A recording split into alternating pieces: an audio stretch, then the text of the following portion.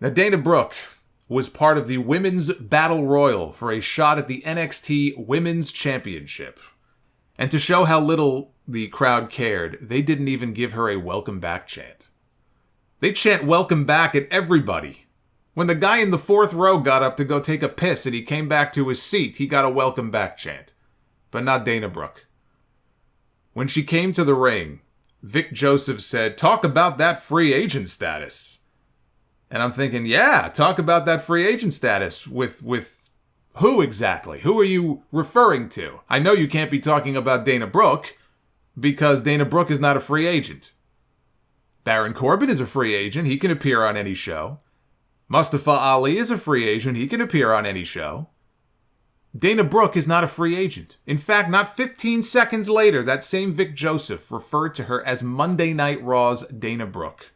They can't even get their own draft straight from one sentence to the next.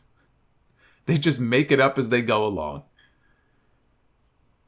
Thea Hale of Chase University is the one who won the Battle Royal. That was a surprise. She's grown on me.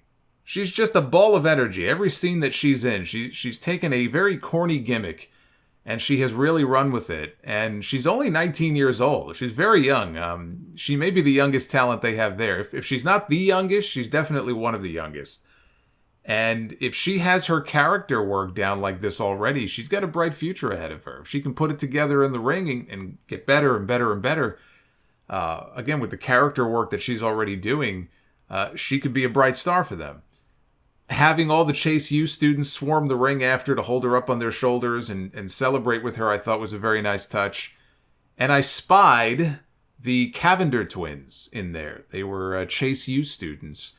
Haley and Hanna Cavinder, for those who don't know, they were basketball stars from the University of Miami who signed one of these name, image, and likeness deals with WWE in 2021 as part of its NIL program. They opted out of their final year of eligibility last year. They already had deals lined up, not just with WWE, they deals lined up with companies like Victoria's Secret. So they can make money doing their own thing outside of basketball. They don't need basketball. Now, it doesn't necessarily mean they're ever going to wrestle for WWE. They have yet to sign an actual talent contract with the company, either one of them. The way the program works, and I know the NCAA has its own NIL rules, but with WWE, they pick athletes that have eligibility remaining to play whatever their sport is. Football, basketball, whatever it may be, wrestling. And they let them finish out, however many more years they may have left. And at that point, they basically have dibs on them if they want to pivot to a career in wrestling. So they may not want to wrestle. But WWE is saying, hey, this person looks like they may have something. And so they'll sign them and they'll let them finish out school if it's another year, 2 years, whatever it may be. But at that point, if they want to pursue a career in wrestling, they basically have dibs on them. That's basically how it works. The Twins have a huge social media following. I don't know how many millions they're up to now, but I know on TikTok they had like 4 or 5 million followers on there. WWE knows that. Right? They know that. They know they're great athletes and they have a big following, so they can tap into that. They can use them in a lot of different ways. Actually, wrestling may not necessarily be one of them. I'm sure WWE would like for them to wrestle, but they haven't even started any kind of actual training yet. So this appearance does not mean that we're going to start seeing them in the ring anytime soon, if ever. I was curious, though. I looked up their stats. Haley is the better of the two on the basketball court. Her sister was a bench player. If she wanted to pursue a career in the WNBA, she would have a better shot than Hanna would. It's probably a moot point anyway if they left Miami. I don't know. They may be done with basketball altogether. But would they even want to pursue different career paths? I mean, they seem pretty inseparable. Not that they're Siamese twins, but you know what I mean. They're not nearly as marketable apart as they are together. That's kind of the whole appeal, right? It's the Cavinder Twins. It's not the Cavinder Twin. So if they want to make money, they can make way more money in WWE if they ever made it to the main roster than they ever would playing in the WNBA, right? Probably not in NXT, but if they ever made it to Raw or SmackDown, oh my God, I mean, it's not even close. I don't even think the top players in the WNBA clear $250,000 a year. right? They'd be pulling that at a minimum, probably, if they ever made it to the main roster and found actual success there. I mean, look at the Bella Twins. They did the Diva search. They didn't win. They got signed to contracts anyway because, well, I mean, you could figure out why. I mean, look who was doing the signing at the time. So they got signed. They only spent a year in FCW before they debuted on the main roster. A year. That's it. They had no prior wrestling experience. I'm not sure they ever wanted to be wrestlers. They ended up in wrestling.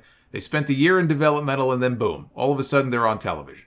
Do you think they were ready to be put on television? Hell no, they were not ready to be put on television. They were terrible in the ring. But they were doing the twin magic gimmick. So it didn't matter to them that they couldn't wrestle. And they figured, well, they'll just, with practice makes perfect, and they'll just get better over time. Their actual wrestling back in 2008 or whatever it was not exactly their priority. That was a very different period of time in WWE, long before the women's revolution they had. This was years before that. This was still the Diva era of WWE. They weren't ready. WWE is probably the best path for them. And honestly, doing the Chase U stuff would work for them. They don't have to actually get in the ring. If they wanted to make them recurring Chase U students on television, right, it would give them a chance to learn how to work on their characters and their personality. While at the same time, if they want to, they could start training off camera. Nobody has to see them in the ring until they're at least somewhat ready. Which is one of the issues I have, frankly, with some of the people that I see in NXT, is the fact that there are people who have no business being on television. They have NXT Level Up for that. Level Up is a different ball of wax. But there are people on that show I see sometimes who have absolutely no business working on USA Network in front of whatever audience they get, 600,000, 700,000 people every single week. So with these girls here, they want to do some character work on television and then maybe start training off camera. That probably would be the best scenario for them, to be perfectly honest with you.